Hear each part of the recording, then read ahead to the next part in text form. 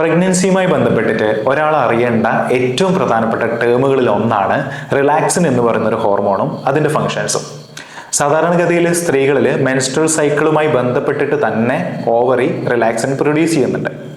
എന്നാൽ ഗർഭധാരണത്തിന് ശേഷം പ്ലാസന്റ് ഫോം ചെയ്യുകയും പ്ലാസന്റ് കൂടി ഈ ഒരു ഹോർമോണെ പ്രൊഡ്യൂസ് ചെയ്യാനും തുടങ്ങും. അങ്ങനെ ശരീരത്തിൽ വലിയ അളവിൽ റിലാക്സിൻ ഉണ്ടാവുകയും അതിൻ്റെ ഫങ്ഷൻസ് സ്റ്റാർട്ട് ചെയ്യുകയും ചെയ്യും.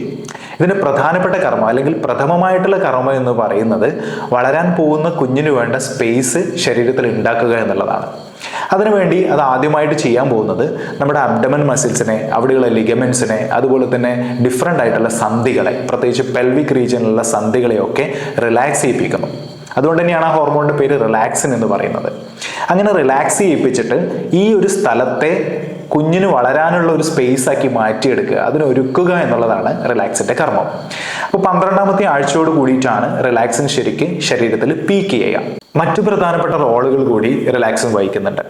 പ്രഗ്നൻസി സമയത്ത് യൂട്രസിന്റെ ലൈനിങ്ങിനെ ഇംപ്ലാന്റേഷന് വേണ്ടിയിട്ട് പ്രിപ്പയർ ചെയ്യുക എന്ന് പറയുന്നത് റിലാക്സിന്റെ ഒരു പ്രധാനപ്പെട്ട കർമ്മമാണ്. അതുപോലെ തന്നെയാണ് ഏർലി കോൺട്രാക്ഷൻസ്, അതായത് കോൺട്രാക്ഷൻസ് ഉണ്ടായി കഴിഞ്ഞ് കഴിഞ്ഞാൽ ഏർലി പ്രഗ്നൻസിയിൽ അബോർഷൻ ഉണ്ടാകാനുള്ള ഒരു സാധ്യതയുണ്ട്. ഇതിനെ പ്രിവെന്റ് ചെയ്യുക, പ്രീ ടേം ലേബർ പ്രിവെന്റ് ചെയ്യുക, ഇതൊക്കെ അതിൻ്റെ ഒരു പ്രധാനപ്പെട്ട മറ്റു റോളുകളാണ്. ഇതുപോലെയാണ് രക്തക്കുഴലുകളെ റിലാക്സ് ചെയ്യിപ്പിക്കുക അല്ലെങ്കിൽ വികസിപ്പിക്കുക എന്ന് പറയുന്ന ഒരു റോള്. പ്രത്യേകിച്ച് അത് പ്ലാസന്റയുമായി ബന്ധപ്പെട്ട അല്ലെങ്കിൽ കുഞ്ഞുമായി ബന്ധപ്പെട്ട രക്തക്കുഴലുകളെ നന്നായി വികസിപ്പിച്ച് അവിടത്തേക്ക് കൂടുതൽ രക്തം കൊണ്ടുപോകാനുള്ള കപ്പാസിറ്റി ഈ രക്തക്കുഴലുകൾക്ക് ഉണ്ടാക്കുക എന്നുള്ളതാണ് റിലാക്സിൻ ചെയ്യുക. അതുപോലെ എല്ലാവരും കേട്ടൊരു കാര്യമായിരിക്കും ഡെലിവറി സമയത്ത് യൂട്രസിൽ അല്ലെങ്കിൽ സെർവിക്സിൽ ഉണ്ടാകുന്ന ഡയലേഷൻസ് എന്ന് പറയുന്നത്. ഇതിനെ ഇൻഡ്യൂസ് ചെയ്യുന്നതും റിലാക്സിനാണ്. ഇങ്ങനെ ഏറ്റവും ഇമ്പോർട്ടൻ്റ് ആയിട്ടുള്ള റോളാണ് റിലാക്സിൻ എന്ന് പറയുന്ന ഹോർമോണ് ഒരു പ്രഗ്നന്റ് ലേഡിയുടെ ശരീരത്തിൽ ഉള്ളത്. പ്രഗ്നൻസി ടൈം പീരീഡിൽ ഉണ്ടാകുന്ന ചില പ്രോബ്ലംസും റിലാക്സിനുമായി ബന്ധപ്പെട്ട് കിടക്കുന്നതാണ്. പ്രധാനമായിട്ടും ഡൈജസ്റ്റീവ് ഇഷ്യൂസ്. അബ്ഡമൻ മസിൽസിന്റെ കോൺട്രാക്ഷൻസും റിലാക്സേഷൻസുമാണ് ശരിക്കും നമ്മുടെ ഡൈജഷനെ, പ്രത്യേകിച്ച് ഭക്ഷണം കഴിച്ച് ആ ഭക്ഷണത്തെ നമ്മുടെ അന്നനാളം കഴിഞ്ഞ് ഓരോ ഘട്ടത്തിലൂടെ കടത്തിവിടുന്നതിൽ ഏറ്റവും പ്രധാനപ്പെട്ട പങ്ക് വഹിക്കുന്നത്. അപ്പോൾ ഈ മസിൽസിനെയൊക്കെ റിലാക്സ് ചെയ്യിപ്പിക്കുന്നതുകൊണ്ട് തന്നെ ഈ കോൺട്രാക്ഷൻസും റിലാക്സേഷൻസും വളരെ വളരെ ലോ ആയിരിക്കും. അതുകൊണ്ട് തന്നെ ഭക്ഷണം കഴിച്ചു കഴിഞ്ഞാൽ ദഹനം കൃത്യമായിട്ട് ചിലപ്പോൾ നടക്കില്ല. ഇത് ഇൻഡൈജഷൻ, അതായത് ദഹനമില്ലാത്തൊരവസ്ഥ ഉണ്ടാക്കും. ചിലപ്പോൾ നമുക്ക് കോൺസ്റ്റിപ്പേഷൻ, ഏറ്റവും കോമൺ കോൺസ്റ്റിപ്പേഷൻ ആണ്, അതുപോലെ ഗ്യാസ് ട്രബിൾ, ഡിഫറെൻ്റ് ആയിട്ടുള്ള ഇഷ്യൂസ് ഉണ്ടാക്കും. അപ്പോൾ പ്രഗ്നൻസി ടൈം പീരീഡിൽ ഫൈബർ റിച്ച് ആയിട്ടുള്ള ഫുഡ് കഴിക്കണം, ദഹിക്കാൻ എളുപ്പമുള്ള ഫുഡ് കഴിക്കണം എന്നൊക്കെ പറയുന്നത്, വെള്ളം ധാരാളമായിട്ട് കുടിക്കണം എന്ന് പറയുന്നതിൻ്റെ ഒരു റീസൺ എന്ന് പറയുന്നത് ഇതാണ്. ഇനി ഇതുപോലെ തന്നെയാണ് പെൽവിക് റീജിയൻ. ആ ഒരു റീജിയനിൽ ഈ റിലാക്സിൻ നന്നായിട്ട് വർക്ക് ചെയ്യും. അപ്പോൾ ആ സന്ധികളിൽ കാര്യമായിട്ട് നമ്മുടെ ഹിപ്പ് റീജിയൻ ഒക്കെ ഉണ്ടല്ലോ, അവിടെയൊക്കെ നന്നായിട്ട് സന്ധികളൊക്കെ ഒന്ന് ലൂസാവും. അപ്പോൾ ഈ സമയത്ത് നമ്മുടെ പോസ്ചർ, അതായത് നമ്മൾ നന്നായിട്ട് നല്ല സപ്പോർട്ടില്ലാതെ ഇരിക്കുന്നു, കൃത്യമല്ലാത്ത രീതിയിൽ കിടക്കുന്നു, അല്ലെങ്കിൽ എന്തെങ്കിലും ഫിസിക്കൽ ആക്ടിവിറ്റി കൂടുതലായിട്ട് ചെയ്യുന്നു, ഈ സമയത്ത് ഇഞ്ചുറി വരാനുള്ള ഒരു സാധ്യത വളരെ കൂടുതലാണ്. അപ്പോൾ ഇതിൻ്റെ ഭാഗമായിട്ടുണ്ടാകുന്ന പെയിനിനെ പൊതുവേ നമ്മൾ വിളിക്കുന്നത് പെൽവിക് ഗേർഡിൽ പെയിൻ എന്നാണ്.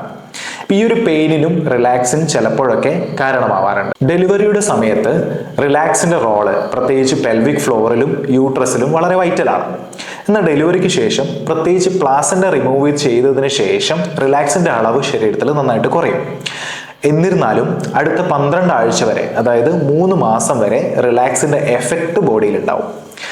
പ്രസവം കഴിഞ്ഞിട്ടുള്ള അടുത്ത 3 മാസം എന്ന് പറയുന്നത് വളരെ ഇമ്പോർട്ടൻ്റ് ആയിട്ടുള്ള ടൈം പീരീഡ് ആണ് എന്ന് പറയാനുള്ള ഒരു കാരണം ഇതാണ്. ആ സമയത്ത് ഫിസിക്കൽ ആക്ടിവിറ്റീസ് കുറയ്ക്കണം, അതുപോലെ തന്നെ ചൂടുവെള്ളത്തിൽ കുളിക്കണം, അങ്ങനെ ഡിഫറെൻ്റ് ആയിട്ടുള്ള കാര്യങ്ങൾ പൊതുവെ പറഞ്ഞു വരാറുണ്ട്. ആയുർവേദത്തിൽ സൂതികാ പരിചര്യ അല്ലെങ്കിൽ പ്രസവരക്ഷാ ചികിത്സകളൊക്കെ ചെയ്യുന്നതും ഈ ഒരു ടൈം പീരീഡിലാണ്. അപ്പോൾ സൂതികാ പരിചര്യയുടെ ഭാഗമായിട്ട് ആദ്യം ചെയ്യുക വേദവെള്ളത്തിലുള്ള അല്ലെങ്കിൽ ചൂടുവെള്ളത്തിലുള്ള കുളിയാണ്, എണ്ണ തേച്ചിട്ടുള്ള കുളിയാണ്. അത് ചെയ്യുമ്പോൾ പോലും നമ്മൾ ഈ പറയുന്ന പ്രശ്നങ്ങളെ അല്ലെങ്കിൽ ഈ പറയുന്ന ട്രാൻസ്ഫോർമേഷനെ അഡ്രസ്സ് ചെയ്യുക എന്നുള്ളതാണ് അവിടെ ചെയ്യുന്നത്. അപ്പോൾ ചൂടുവെള്ളത്തിലുള്ള മെഡിക്കേറ്റഡ് ആയിട്ടുള്ള ആ ഒരു വെള്ളം കൊണ്ടുള്ള കുളി ചെയ്യുന്ന സമയത്ത് ഏറ്റവും പ്രധാനപ്പെട്ട ചില ഫങ്ഷൻസ് നടക്കുന്നുണ്ട്. അതൊന്ന് എന്ന് പറയുന്നത് മെറ്റബോളിക് ആയിട്ടുള്ള ഒരു ഫങ്ഷൻ ഇംപ്രൂവ് ചെയ്യുക എന്നുള്ളതാണ്.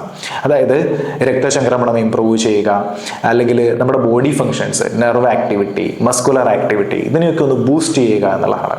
അപ്പം ഇങ്ങനെ ചെയ്യുന്ന സമയത്ത് ശരീരം പെട്ടെന്ന് പൂർവാവസ്ഥയിലേക്ക് പോവുകയും ഹോർമോണൽ ചേഞ്ചസ് ഒക്കെ ഒന്ന് നോർമലായി വരികയും ചെയ്യും. അപ്പോൾ 3 മാസമൊക്കെ കഴിയുമ്പോഴേക്ക്, അല്ലെങ്കിൽ നമ്മൾ ഈ കുറച്ച് നാളത്തെ കുളിയും കാര്യങ്ങളൊക്കെ കഴിയുമ്പോഴേക്ക് തന്നെ ശരീരത്തിൽ റിലാക്സിൻ്റെ അളവൊക്കെ പ്രീ പ്രഗ്നൻസി ടൈം പീരീഡിൽ എത്രയുണ്ടായിരുന്നോ ആ ഒരു അവസ്ഥയിലേക്ക് വരുന്നു.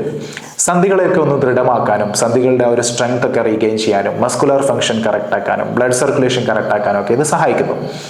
മാത്രമല്ല, ചൂടുവെള്ളത്തിലുള്ള കുളി എന്ന് പറയുന്നത് ആൻറ്റി ഇൻഫ്ലമേറ്ററി എഫക്റ്റ് ഉള്ള ഒരു സാധനമാണ്. അതായത് പ്രഗ്നൻസി ടൈം പീരീഡിലും അതുപോലെ തന്നെ ലേബറിൻ്റെ സമയത്തും ഉണ്ടാകുന്ന കുറേ ഇഞ്ചുറീസ്, കുറേ ഇൻഫ്ലമേഷൻസ്, അതിനെയൊക്കെ കുറയ്ക്കാനും ഇത് സഹായിക്കുന്നുണ്ട്. അങ്ങനെ നിരവധിയായിട്ടുള്ള രീതിയിലാണ് ശരിക്കും പറഞ്ഞാൽ സൂതികാ പരിചര്യ നമ്മുടെ ശരീരത്തിൽ എഫക്റ്റ് ചെയ്യുന്നത്. ഞാൻ റിലാക്സിൻ എന്ന് പറയുന്ന ഒരു ഹോർമോണുമായി ബന്ധപ്പെട്ടിട്ടുള്ള സൂതികാ പരിചര്യയുടെ ഇമ്പോർട്ടൻസ് മാത്രമാണ് ഇവിടെ പറഞ്ഞു വെച്ചത്.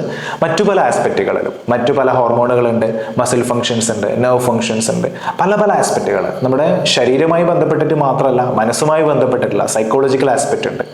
ഇങ്ങനെയുള്ള ഡിഫറെൻ്റ് ആയിട്ടുള്ള ആസ്പെക്റ്റുകളിൽ പ്രസവരക്ഷാ ചികിത്സയുടെ ഇമ്പോർട്ടൻസ് എന്ന് പറയുന്നത് വളരെ പ്രധാനപ്പെട്ടത് തന്നെയാണ്.